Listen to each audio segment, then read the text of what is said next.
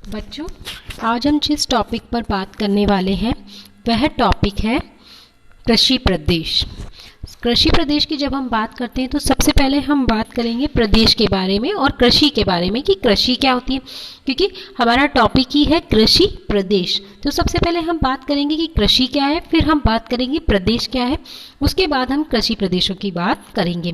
तो सबसे पहले हम बात करते हैं कृषि, जिसे अंग्रेजी में क्या कहा जाता है, एग्रीकल्चर कहा जाता है। अब एग्रीकल्चर शब्द विज्ञान के एगर शब्द जिसका अर्थ खेत या मिट्टी तथा कल्चर का तात्पर्य देखरेख से है, किंतु कृषि का अर्थ इतना सीमित और संकुचित नहीं हुआ, अपितु इसमें खेतों की जुताई, कटाई, उगाना, पशुपालन, सिंचाई, रेशों का उत्पादन आदि सभी को सम्मिलित किया जाता है। तो बच्चों, हमको समझ में आया एग्रीकल्चर का मतलब तो हो, एग्रीकल्चर जो है वो दो शब्दों से मिलकर बना है, एगर और कल्चर।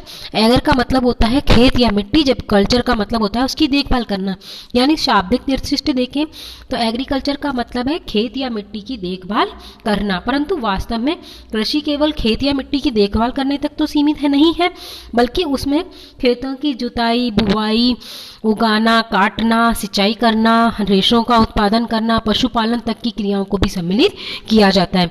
ठीक उसी प्रकार से हम बात करेंगे प्रदेशों की।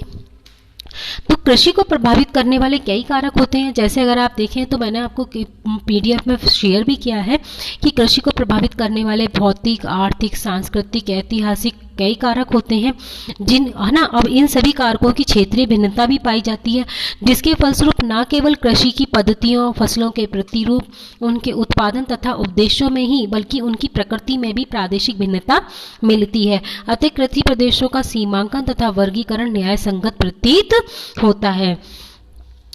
एक क्षेत्र एक प्रदेश कहा जा सकता है जहां विशिष्ट लक्षणों में समानता तथा न्यूनतम विचलन हो और जो इन्हीं लक्षणों के कारण लगे हुए क्षेत्र से भिन्न हो। अब हम बात करें कि प्रदेश क्या है।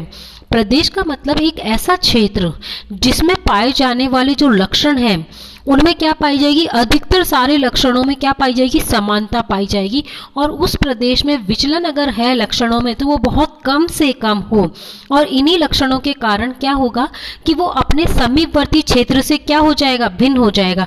तो इसका मतलब वो क्षेत्र क्या बन जाएगा, प्रदेश बन जाएगा। आप समझे, प्रदेश का मतलब है कि कोई एक ऐसा क्षेत्र जो अपने समीपवर्ती क्षेत्र से उस क्षेत्र के अंतर्गत, कोई एक ऐसा क्षेत्र जिस क्षेत्र में पाए जाने वाले लक्षण जो हैं वो उसी क्षेत्र में पाए जाते हैं, है ना, और उसका जो समीपवर्ती क्षेत्र है वो उन लक्षणों से पूर्णतः भिन्नता रखता है।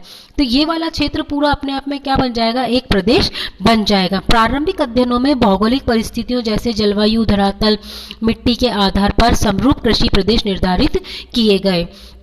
बुकानन ने 1959 में कहा कि कृषि प्रदेशों का निर्धारण कृषिगत तत्वों के आधार पर किया जाना चाहिए। ये तत्व फसल, पशु, उद्यम, कृषि की विधि आदि हैं। इसी तरह पृथ्वी का कोई भी एक भाग जहां कृषि का एक विशिष्ट सरल रूप होता है एक कृषि प्रदेश कहलाता है।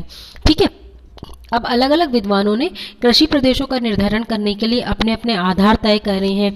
किसी ने कोई आधार लिया है, किसी ने कोई आधार लिया है। तो बुकानन ने क्या कहा कि फसल कि किसी क्षेत्र में कौन सी तो फसल हो रही है, उसके साथ कौन से पशुओं को पाला जा रहा है, और उसके साथ वो कौन कौन से उद्यम कर रहे हैं, और कृषि की विधियां कौन सी है। इन सब मापदंडों को, इन सब पैरामीटर्स को लेकर के हमें प्रदेशों का निर्धारण करना चाहिए। इस तरह पृथ्वी का कोई भी एक भाग अगर हम देखें जहां एक कृषि का एक विशिष्ट स्वरूप होता है वो क्या कहलाएगा, कृषि प्रदेश कहलाएगा। मतलब एक ऐसा क्षेत्र जिसमें कृषि का विशिष्ट स्वरूप दिखे वो एक प्रदेश बन जाएगा। फिर दूसरा क्षेत्र जहां पर कृषि का कोई दूसरा रूप दिखे तो वो अपने आप में एक कृषि प्रदेश बन जाएगा। तो कृषि प्रदेशों के निर्धारण के मापदंड, भूगोलवेताओं ने कृषि प्रदेश और कृषि के प्रकारों को निर्धारित करने के लिए फसल पशु संयोजन, कृषि की विधियां तथा कभी कभी ऐसी संस्थागत विशेषताओं जैसे जोत का आकार क्या है, खेत का साइज क्या है, भूस्वामित्व आदि के आधार पर भी कृषि प्रदेशों को विभाजित किया है। इनमें से एक अथवा सभी के एक साथ विचार करके विभिन्न प्रकार के प्रदेश बनाने का प्रयास हुए हैं। अब अलग अलग विद्वानों ने अलग अलग पैरामीटर्स लिए हैं। किसी ने फसल को लिया है, फसल के आधार पर प्रदेशों को निर्धारित किया है। किसी ने फसलों के साथ कौन कौन से पशु पाले जा रहे हैं उसको ध्यान में रखते हुए कृषि प्रदेशों का निर्धारण किया है। किसी किसी भूगोलवेता ने कृषि में प्रयुक्त होने वाली विधियों को आधार बनाकर के कृषि प्रदेशों का निर्धारण किया है।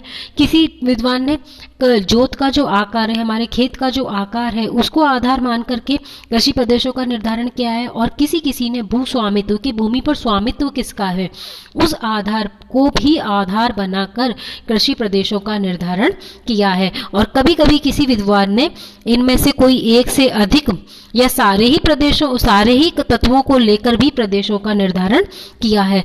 तो ये था कि कृषि क्या है, प्रदेश क्या है, और फिर कृषि प्रदेश क्या है, और कृषि प्रदेशों के निर्धारण के मापदंड क्या है। आज की क्लास में बस इतना ही। नेक्स्ट क्लास में हम इसी से रिलेटेड आगे बात करेंगे।